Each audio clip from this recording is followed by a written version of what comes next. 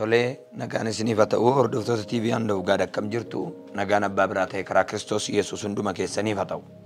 Har'as galgala kana Waaqayyoon isinii wajjin kadhachuudha kan hin dhufe. Isa dura garuu kutaa macaafa qulqulluu Wangeela Luqaas boqonnaa 4 isa jiru Yesuus hafuura qulqulluudhaan erga guutamee booddee Yordaanosii deebi'e. Hafuura sanaan lafa onaa keessa guyyaa 40 gaggeeffame. Seexanaanis qoramaa ture. Guyyaa tana hundumaa omaayyuu hin nyaanne dhuma guyyoota sanaatti hin beela'e. Seexanichi yommus Yesuusiin dhugumaan ilma Waaqayyoo yoo taate dhagaa kana buddeena ta'i jedhii abboomi ittiin jedhe. Yesuus immoo deebisee fi caaffata qulqullaa'aa keessatti namni nyaata duwwaadhaan hin jiraatu kan jedhu caafameera ittiin jedhe. Seexanichi itti aansee iddoo ol jedhaatti isa geesse. Hamma libsuu ijaatti mootummoota biyya lafaa guutummaatti isa agarsiise. Achumaan immoo kana hundumaa irratti aboo siif nan kenna. Ulfina isaanii siif nan dabala. Isaan kun hundinuu anatti dabarfamaniiru. Anis immoo abbaan jaalladheef nan kenna. Kanaaf jilbeenfattee yoo naaf sagadde hundinuu kan kee hin ta'a ittiin jedhe. Yesuus immoo deebisee Waaqayyo gooftaa keetiif jilbeenfattee sagadi. Isa duwwaafis hojjedhu kan jedhe caafameera ittiin jedhe. Seexanichi ammoo Yerusaalemitti isa geessee fiixee guutuu mana qulqullummaa irra isa dhaabbachiise. Dhugumaan ilma Waaqayyoo yoo taate irraa gad of darbadhu. Dhimmanii akka si eeganiif ergamoota isaa siif nabbooma. Isaanis miilla kee dhagaatti akka hin buunetti harka isaanii irratti si baatu kan jedhe caafameera ittiin jedhe. Yesuus yommus Waaqayyoon gooftaa kee garmalee hin eeggatin jedhameera jedhee deebiseef. Tolee, bakkuma jirtanutti amma sarara deebi'ee nagaan Waaqayyoo hunduma keessaniif haa ta'uun jedha. Macaafi qulqulluun gaafa dubbatu Yesuus Kiristoos Yordaanotitti gadi bu'ee hin cuuphamee sana booddee guyyaa 40 fi halkan 40 seexanaan qoramaa akka ture dubbata. Ispeeshaalii Wangeela Maarqos boqonnaa 1 lakkoofsa 13 irra sagaleen kun jira. Akkaataa ajaa'ibsiisaatti kutaa kana nuuf caqaseera. Egaa inni Maarqos boqonnaa 1 lakkoofsa 13 akka dubbatutti Yesuus Kiristoos gara Yordaanositti gadi bu'ee jedha. Erga gara Yordaanositti gadi bu'ee cuuphaa godhee booddee Yohaannis harkatti erga cuuphame booddee hafuurri qulqulluun gugee fakkaatee dhufee irra bu'eedha. Hafuurri qulqulluun erga gugee fakkaatee dhufee irra bu'eeti booda sagalee tokkotu abbaa biraa dhufe. Sagalichis akkas kan jedhudha. Inni ilma koo ani jaalladhudha. Isa dhagaa kan jedhu ture. Sagaleen Waaqarraa gaafa isaaf dhufu hafuurri qulqulluun irra bu'e Yesuus Kiristoos iddoo sanatti cuuphamee gaggeessaa hafuura qulqulluutiin jedha. Gara gaaraatti kadhannaadhaaf akka ol ba'ee dubbata macaafi kun. Yeroo sana seexanni isa qoruudhaaf itti dhiyaate jedha. Guyyaa 40 fi halkan 40 seexanaan qoramaa ture jedha. Lakkoofsa 11 irratti inni ilma koo isa ani jaalladhudha kan jedhu caafameera. Sagaleen abbaa biraa Yesuusiif dhufe iddoo sanatti inni ilma koo isa ani jaalladhudha isa dhagaa kan jedhudha. Yeroo kanadha seexanni gara Yesuusitti kan inni dhufe. Qoruudhaaf gara Yesuus yeroo dhufe kanatti hubatamuu kan qabu Yesuus erga cuuphame booddeedha. Hafuurri erga irra bu'ee booddeedha. Sagaleen erga ba'ee fi booddeedha. Yesuus Kiristoos uumamuma dhalachuu isaatii kaasee guyyaa gaafa dhalatu lolli akka itti ka'e ajjeefamuuf akka barbaadamaa ture macaafi qulqulluun hin dubbata. Abbaan mul'ataa Yohaannis mul'ata boqonnaa 12 irratti waa'ee dubartittii da'uudhaaf miixataa turte sana akkam seexanichi ari'ataanii akka ture hin dubbata. Guyyaa dhalatu kaasee hin qorama ture. Haa ta'u iyyuu malee yeroo dhalatu sanatti erga Heroodis argatee ajjeesuu baate yookaan immoo du'a erga oolee booda yeroo dheeraadhaaf biyyuma sana keessa hin deddeebi'a ture garuu erga mootichi du'ee booddee nagaa ture. Yesuus Kiristoos nagaa ta'u iyyuu malee erga Yordaanositti gadi bu'ee cuuphame lafa cuuphaa sanatti immoo ergaan dhufeefi karaa nama Waaqayyoo ergaan dhufeera. Karaa Yohaannis ergaan akkas jedhu dhufeera. Oolaa ilmaan namootaatiif qalamuuf jedhu. Isa waan hundumaarra caalu. Isan kophee miilla isaa harkaan qabuu hin dandeenye. Inni hundumarra caala. Inni abiddaaf hafuuraan sin cuupha. Ani bishaaniin sin cuupha jedhee Yohaannis waa'ee isaa ergaa guddaa tokko fidee sabatti dhageessiseera. Yeroo dhuma sana battala Waaqarraa sagaleen guddaan tokko dhufe kan akkas jedhu. Maal kan jedhu inni mucaa koo ani jaalladhudha isa dhagaa kan jedhu dhufee ture. Yeroo kanadha ergaan erga dhufeefi booda. Erga cuuphame booda erga hafuurri qulqulluun dhufe irra bu'ee booda seexanni isa qoruudhaaf gadi bu'e jedha. Kanaaf hamma cuuphamutti nagaa ture Yesuus Kiristoos. Amma ergaan isaaf dhufutti nagaa ture Yesuus Kiristoos. Amma afurri qulqulluun dhufee irra buutti. Amma ergama itti laatame hojiirra oolchuudhaaf imala jalqabutti nagaa ture Yesuus. Guyyaa 40 halkan 40 guyyaa sana booddee erga cuubamee booddee erga afura qulqulluudhaan cuubamee gaara kadhataatti ol ba'ee booddee ottuu gargar hin kutin seexanni biraa hiiquu dide. Itti siqee cimsee isa qora ture. Erga inni tajaajilatti ka'e. Gaafa inni mul'ata isaa isa dhufeef gara biyya lafaa waan dhufeef hojiirra oolchuu gaafa inni jalqabu seexanni garmaleetti cime. Seexanni kan inni isiniin qoru gaafa isin afuuratti cimuu barbaadan gaafa ergaan samiidhaa isinii dhufu. Gaafa ergaan samiidhaa isinii dhufu. Gaafa isin afuuratti cimuu jalqabdan. Gaafa yaada waaqayyootiif ofii keessan adda baasuu jalqabdan. Gaafa sanadha seexanni kan isiniin qoru. Gaafa Yesuus afuuraan gaggeeffamee gara gaaraatti ol ba'ee kadhata waaqayyoo wajjin haasa'uu mul'ata isaa isa ergameef sana hojjechuu jalqabu. Gaafa inni ol ba'uu jalqabu. Gaafa inni waaqayyoo wajjin haasa'uu jalqabu. Gaafa inni soomuu jalqabu. Gaafa inni kadhachuu jalqabu. Gaafa inni afuuraan gaggeeffamuu jalqabu. Gaafa inni ergamoota wajjin haasa'uu jalqabu. Macaafi qulqulluun ergamoonni garuu san tajaajilu turani. Gaafa inni ergamootaan tajaajilamuu jalqabu. Gaafa inni jilbeenfatee gooftaadhaan haasa'uu jalqabu. Gaafa ergaan isaa dhufu. Gaafa afurri qulqulluun gugee fakkaatee dhufee irra bu'u. Gaafa inni soomaaf sagadatti adda of baasee yaada kaleessa waaqa abbaa biraa ergamee dhufeef sana hojiirra oolchuu jalqabu. Toora afuuraa isaa gaafa inni cimsachuu jalqabudha. Kan seexanni isa qoruu jalqabe. Isinis gaafa tajaajila jettan gaafa sooma waaqayyoon barbaadu gaafa cimuu yaaddan seexanni isin qora. Seexanni kan inni isin qoruu fi iddoo isin dhaabbattan sanarraa isin buusee yaada waaqayyo borii keessaniif yaada irraa isin kaachisuuf qoramaa jirtu afuuratti jabaadhaa. Namni qoramaa jiru afuuratti jabaachuu waaqayyotti jabaachuudha kan inni qabu. Argitanii yeroo dheeraadhaaf halkaniif guyyaa boqonnaa malee guyyaaf halkan seexanni Yesuus Kiristoosin qoraa ture. Guyyaa 40 halkaniif guyyaa boqonnaa 4:3 irratti yoo mucaa waaqayyoo taate dhagaa kana buddeena godhiti nyaadhutti jedha ture seexanni. Kutaa kana yeroo dubbisu Yesuus Kiristoos hin beela'ee jedha. Baay'ee kan nama dhibu Yesuus Kiristoos biddeena jireenyaa ta'eetu jiruuti biddeena dhabee kan inni beela'e. Ofii isaatii biddeen namoota hundumaaf ta'u ture. Ofii isaatii biddeen jireenyaa ture. Garuu kutaa kana keessatti lakkoofsa 3 irratti biddeena dhabee akka inni beela'e ilaaleetuyyuu seexanni itti dhaqee akkas jedhe. Yoo dhugumaan mucaa waaqayyoo taate dhagaa kana jedhee dhagaatti kenneetiyyuu nama beela'etti dhagaa kennee yoo dhugumaan mucaa waaqayyoo taate dhagaa kana biddeena ta'e jedhiiti abboomiiti nyaadhutti jedhe. Haalli Yesuus keessa ture baay'ee nama gaddisiisa. Beela'aa ture. Seexanni garuu qaawwa inni keessa jiru sanaan dhaqee kan inni gale. Karaa qaawwa Yesuus Kiristoos, karaa rakkina Yesuus Kiristoos. Har'a seexanni kiristaanota kan inni qoru qaawwa keessaniin, dhukkuba keessaniin, beela keessaniin, dhabiisa keessaniin.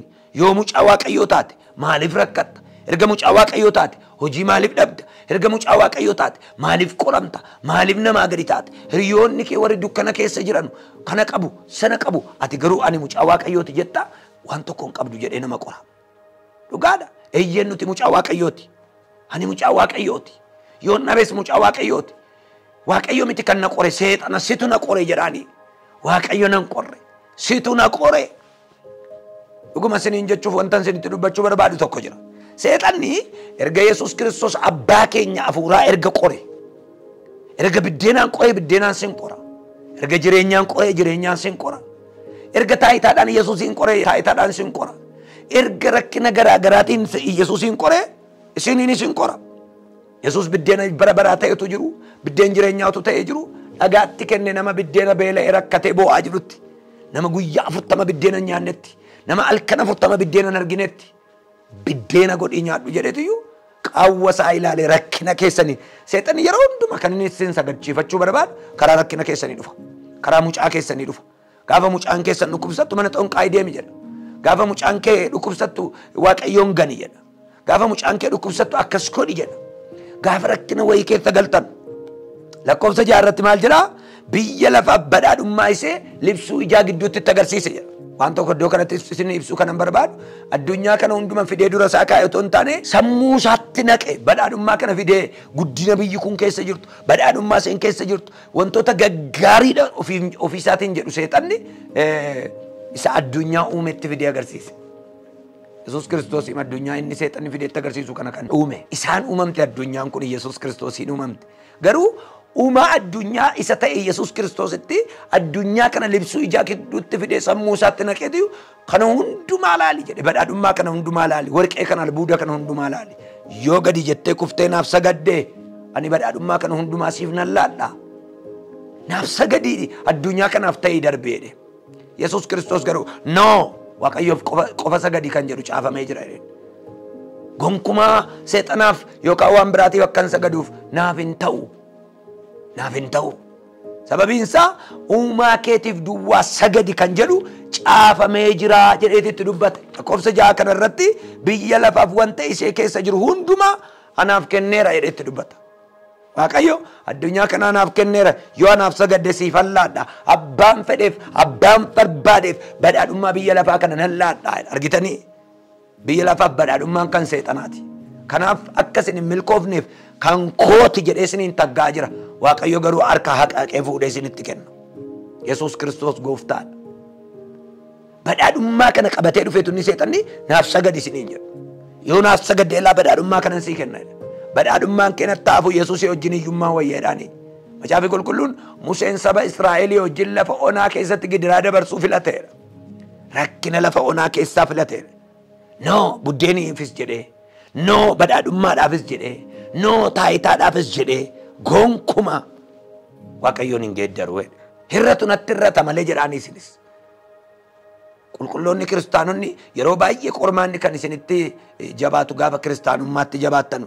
Lakkoofsa 11 gubbaa fiixee Yerusaalem irra geessee dhaabeera.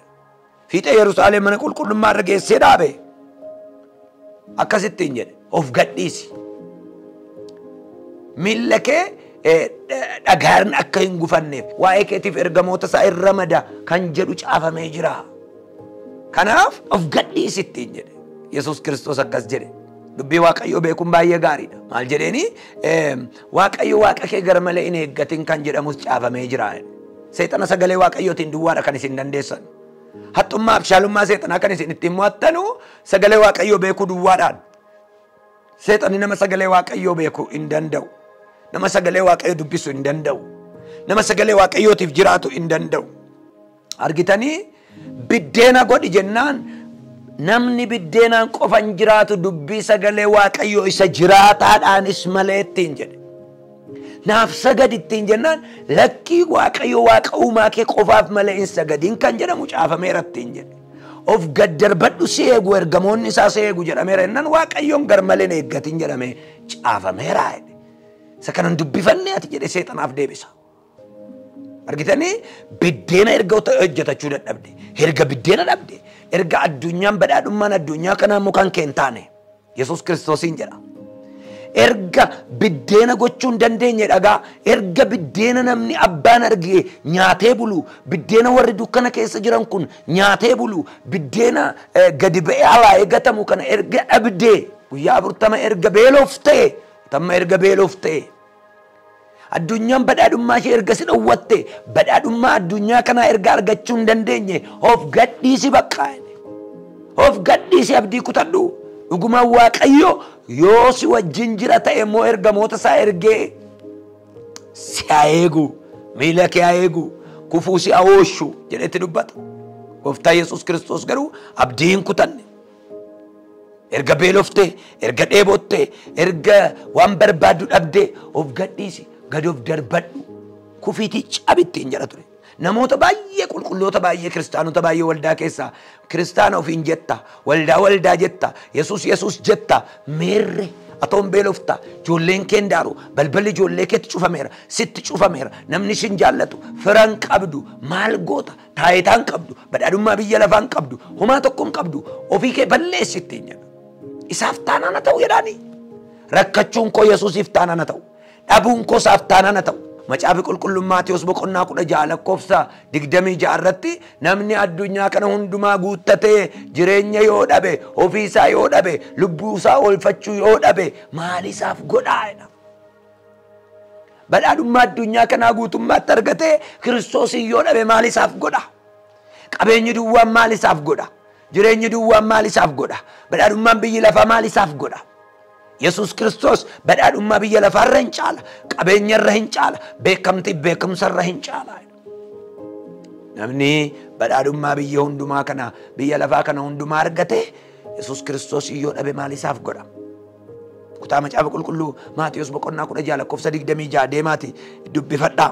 Arras waldaa kiristaanaa keessatti seexanni maal godhaa jira? Mana keessan irraa seexanni maal godhaa jira? Beelas dandammattanii, dhabuus dandammattanii, hojiin isinitti cufamnaan dandammattanii, rakkinoota garaagaraa dandammattanii, gaafa isin diddanii hafuuratti cimtan maal jedhaa? Of gadhiisi.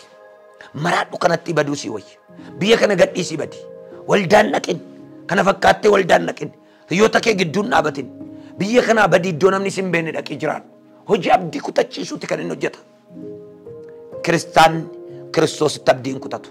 Kiristaan yeroo hundumaa kan inni qabu qabeenyi isaanii guddaan abdiidha waaqarraas. Lafarraa yoo mana hin qabdu ta'e ani waaqarraa mana qabaa jedhe. Mana harka waaqayyootiin ijaarame. Hojii abdii kutachiisu seexanni hojjetu kanaaf ameen hin jedhin. Jalaan hawwaatina. Sagalee waaqayyootiin isa mo'adhaa. Mo'adhaa malee hin mo'amina. Ergaa Yaaqoob boqonnaa 1:3 irratti egaa yaa obboloota koo jedha. Qormaata garaagaraatiin gaafa qoramtan akka gammachuu guutuutti fudhadhaa jedha. Qorumsa garaagaraa keessa gaafa darbitan, rakkina garaagaraa keessa gaafa darbitan akka gammachuu guutuutti eeggadhaa, ilaalladhaa. Sin keessa immoo ogummaan kan itti irrate yoo jiraate inni Waaqayyoon haa kadhatu jedha. Waaqayyo immoo ogummaa siif hin kenna. Waaqayyo immoo waan isatti irrate hin kennaaf jedha. Kanaaf namooti qormaata garaagaraa keessa jirtan Yesus Kristos hafuuraan gaggeeffamaatu jiru. Ergamoota Waaqayyootiin gargaaramaatu jiru.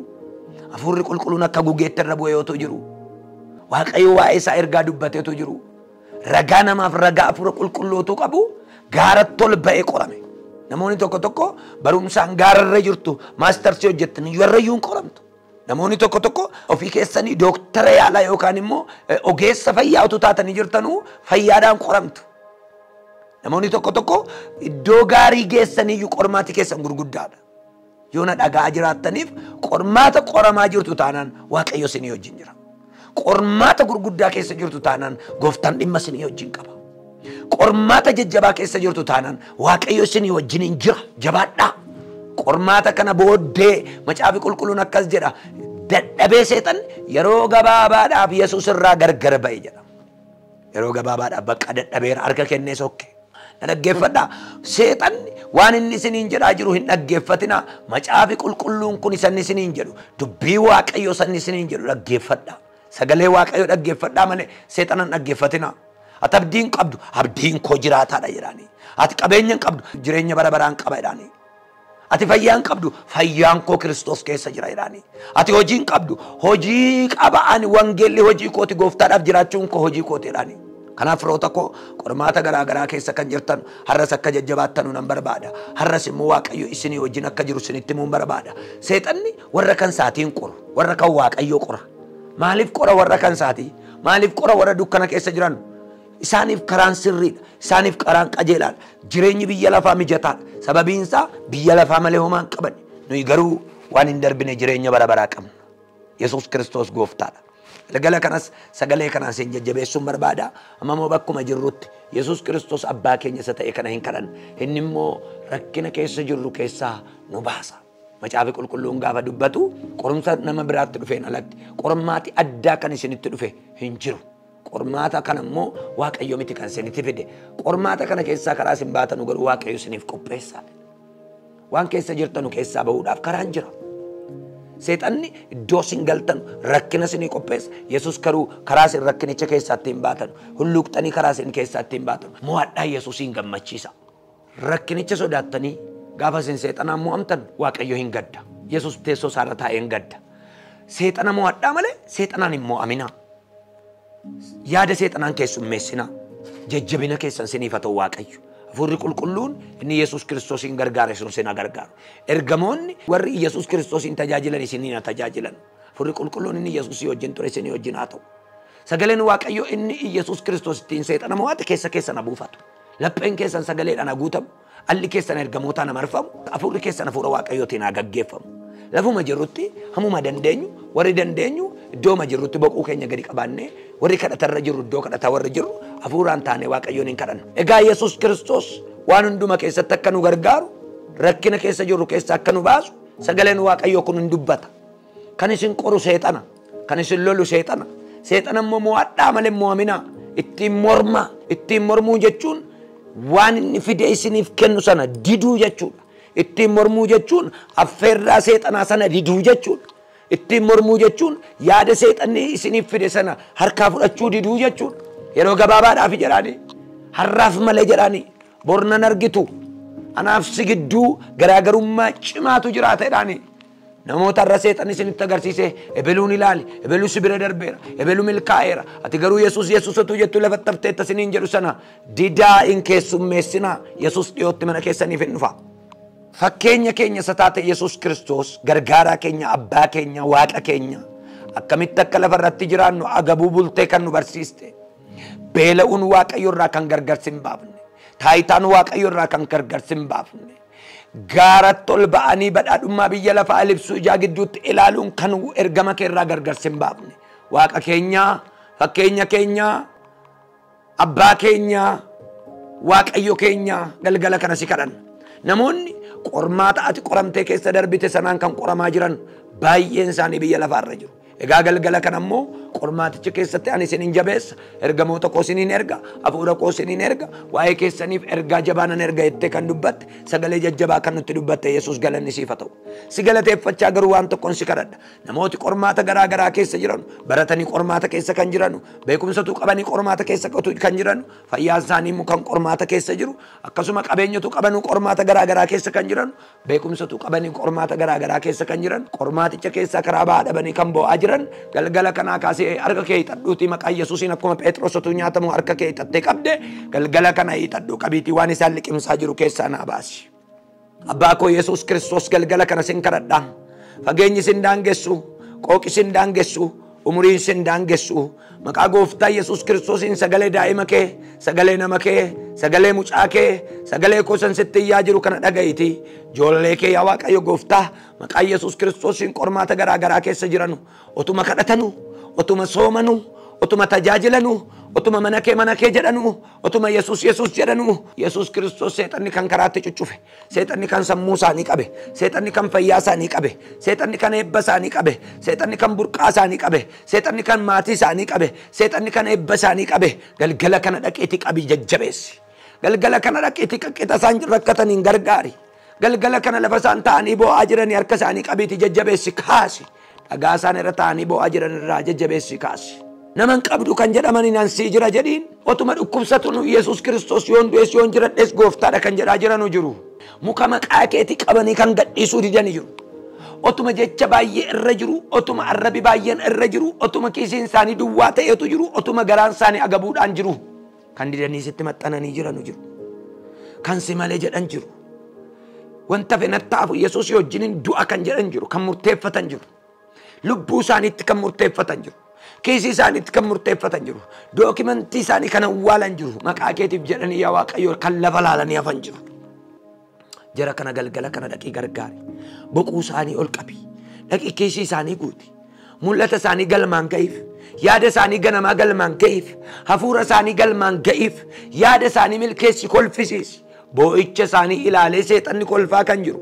Hubamuu fayyaa isaanii ilaalee yaa Waaqayyo madaa isaanii kan itti agarsiisaa jiru. Akka Iyyoob dhaqee seexanni qubatti orfee mukaan soqee ilaati madooftee taate abdiin qabdu meerre Waaqni kee kan jedhamaa jiraniif gargaarii galgala kana gadi bu'i. Meerre waami ka Yesuus kee, meerre si abaasu ka Yesuus kee, meerre si gargaaru ka Yesuus kee, meerre si qaqqabu ka Yesuus kee, mee si abaasu ka Yesuus kee, mee si nyaachisu ka Yesuus kee, mee sirraa banamu mee wabii siifa darbu Yesuus kee warra jedhaman dhaqii wabii darbiif. Waan isaanitti galan keessaa dhaqii baasiin. Qabaa isaan qabaman keessaa dhaqii baasiin. Harmoolii hirqinfatanii bo'aa jiran obboloota shamarranii, obboloota dhiiraa, dargaggoota garatti garagalaa dhabanii yaa Waaqayyo sobanii kolfaa nama bira darban bira qaqqabi galgala kan. Gaafati fannootti ol baatee duutu sanaa. Namooti karaa Emaa'us deeman sun abdii kutatanii yaa Waaqayyo bo'aa cocoon lagaa. Otoo isaan deemanii fiigdee qaqqabdeetta miti ree. otoo sammanan ga'in ati garuu awwaala diigdee kaatee dhattee qaqqabdee maaliif akka coollagaa deemtu jennaani nageenyaati abdii kan ture biyya kanaaf Israa'el keessa raajii beekamaan beektu ati sagaleedhaan jabaa kan ta'e mul'ataan jabaa kan ta'e har'a Israa'el keessa akka inni godaan hin beektu ati bira geessee jajjabeessite agartuu isaanii bantee biddeena isaanii eebbiste galgalli isaanii badee namni dhumi isaanii kan boo'ichaan taane namoota coollagaa karaarra deeman baay'ee jira arras mataa buusanii kara waldaatti kan deeman mataa buusanii tajaajilaa kan jiran mataa buusanii kan jilbeenfatan tajaajilan qaba jechuu kan leeyyaan as ga'een dhufa kan jedhan meera Yesuus kee kan jedhaman baay'ee jiru qaqqabii ol qabii boquu isaanii waaqa Israa'el kaleessas arras boris bara baraan sanuma kaleessan fayyifta arras hin fayyifta boris hin fayyifta kaleessan gargaarta arras hin gargaarta boris hin gargaarta gargaari ijoollee kee gadi bu'ii gara ijoollee keetti gadi bu'ii warra irqinfatanii wayyoo eessa jirta warra jedhanitti jiru gooftaa koo kadhatanii dadhabanii boo'anii dadhabanii hamma garuu jilbeenfatanii oma tokko dubbiin harkaa badee jilbeenfatanii cal jedhanii kan ka'anii baay'ee jira. Iddoo jilbeenfatanii jecha tokko otoo hin dubbatin deebi'anii kan ka'anii baay'ee jiru. Dhaqeen kadha jedhanii jecha dhabanii jecha fixanii haasaa fixanii waan jedhan wallaalanii kan koo deebiin hin jiru jedhanii abdii kutatanii kan ol ka'anii akkasumaan gadi jedhanii boo'anii kan ol ka'an baay'ee jira. Hirqinfuu isaanii keessatti gargaari.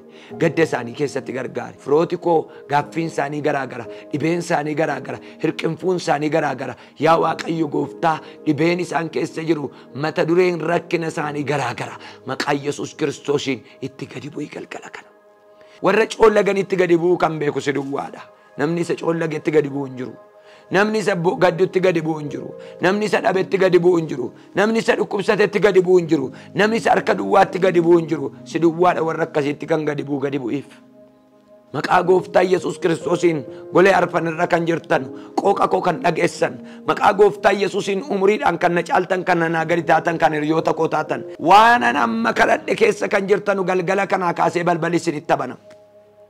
Seexanaaf hin bitamina seexanni maqaa Yesuus Kiristoosiin lafa laalee itti kolfaa bira darbaa galgala kan humna isiniif haa ta'u inni isin amanattan.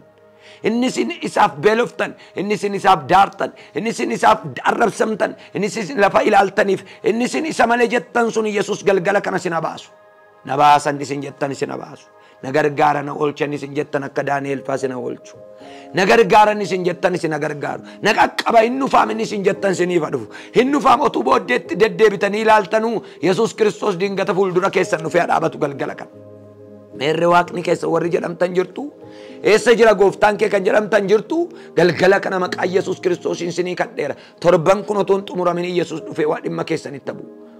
Galgalli kun maqaa Yesuusiin lafa barii isiniif haa ta'u. Galgala Yaaqoob isiniif haa ta'u. Dhimma keessanitti isiniif haa ta'u. Dhaqaa milkaa'aa. Barri kun bara milkaa'inaa isiniif haa ta'u. Bara mul'achuu isiniif haa ta'u. Awwaala Alaazaar inni diige awwaala keessan haa diigu. Awwaalli keessan immoo adda ta'uu danda'a. Tarii akka Alaazaar duutaniin awwaalamne. Yaada garaagaraa keessa awwaalamtanii. Biyya wayii keessa awwaalamtanii. Dhimmi keessan awwaalame. Mul'ati keessan awwaalame. Karoorri keessan awwaalame. Abjuun keessan awwaalame. Mandaraaf biyyaan awwaalamtanii kan jirtanu galgala kana sagalee kanaan ba'asinis. Sagalee isaa erge jedha. Mitiiree sagalee isaa isin ergeera har'as. Firoota koo ba'a miliqaa. Seexanni qaana'ee isin gatee adeemu. Seexanni leeyyee isin dhiisee sokku. Galgala kanaa kaasee maqaa Yesuus Kiristoosiin riqicha sagalee kanarra ce'aa gara gamaatti. Riqicha sagalee kanaan ol ba'aa mul'adha. Riqicha sagalee kanaan alaabaan keessan ol jedhee hamu. Warra jabaatanii dhaabbatanii namoota biraatiif fakkeenya gaarii ta'an sina godhu waldaa keessatti. Bu'aa waldaa kiristaanaa sina godhu. Jajjabina kiristaanotaa sina godhu Waaqayyo. Fakkeenya gaarii waldaa keessaniif sina godhu Waaqayyo. Galgala kanaa kaasee seenaan keessan kan biraa ta'u. Abdiin keessan kan biraa ta'u. Mul'ati keessan kan biraa ta'u. Waaqayyo sinii wajjin haa ta'u. Waaqayyo sinaa gargaaru. Inni cabsee karaa banu karaa siniif banu. Inni fayyaa nama haaressu fayyaa keessa na haaressu. Akka joobirri ji'a dhagaa keessa bulee foon haaraa gogaa haaraa biqilchatee ba'u galgala kanaa kaasaatii maqaa Yesuusiin abjuu gaariidhaan mul'ata haaraadhaan gogaa haaraadhaan kalee haaraadhaan miilla haaraadhaan sammuu haaraadhaan dugda haaraadhaan harka haaraadhaan maqaa Yesuusiin kaa urgufadhaa kaa maqaa Yesuusiin dhukkuba urgufadhaa kaasiniin jedheera. Sagalee isaatiin kaa maqaa Yesuusiin Hoda sagalee isaa qabadhaa lafaa ka'a. Hoda sagalee isaa qabadhaa lafaa ka'a. Hoda sagalee isaa qabadhaa lafaa ka'a. Lafatti kuftanii lafaa ka'a. Fayyaadhaan kan kuftan lafaa ka'a. Mul'ataan kan kuftan lafaa ka'a. Tajaajilaan kan kuftan lafaa ka'a. Qulqullummaadhaan kan kuftan lafaa ka'a. Hoda sagalee galgala kanaatiin lafaa ka'a. Hoda sagalee kanaan lafaa ka'a. Ikoonomiidhaan kan kuftan lafaa ka'a. Buukiin keessan gabbatu galgala kanaa kaase. Suuqiin keessan gabbatu galgala kanaa kaase. Kiisiin keessan gabbatu galgala kanaa kaase. Garaan keessan gabbatu, mul'ati keessan gabbatu, faarfannaan keessan gabbatu. Tajaajilli sin jalaan dhumin gabbadhaa galgala kanaa kaase. Sagaleen haaraan sin keessaa dhalatu. Dubbiin haaraan sin keessaa biqilu. Jinjibili bukkee takkuma dhalu. Maqaa Yesuus Kiristoosiin sagaleen galgala kana sinitti dubbadhu bukkeedhaan sagalee haaraa. Abjuu haaraa, ergaa haaraa siniif kennu. Tajaajila haaraatti sin baasu. Waan haaraa, hafuura haaraa haareffamaati kaa galgala kana. Mul'ata haaraadhaan lafaa kaa galgala kana. Haguutu garaan keessan, haguutu sammuun keessan, haguutu hafuurri keessan. Hafuura dadammaqinaa siniif ergeera. Hafuura jajjabinaa siniif ergeera. Hafuura lafaa ka'uu siniif ergeera. Maqaa Gooftaa Yesuusiin urgufadhaa. Isa sinitti ulfaate urgufadhaa. Dhibee sinitti ulfaate urgufadhaa. Jecha sinitti ulfaate urgufadhaa. Maqaa Yesuusiin urgufadhaa. Maqaa Yesuusiin urgufadhaa. Maqaa Yesuusiin urgufadhaa. Maqaa Yesuusiin urgufadhaa. Maqaa leencicha Golgootaa isa seexana moo'een urgufadhaa. Isa akka namaatti qoramee mo'atee injifatee mirga abbaa taa'een seexana mo'adhaa injifadhaati.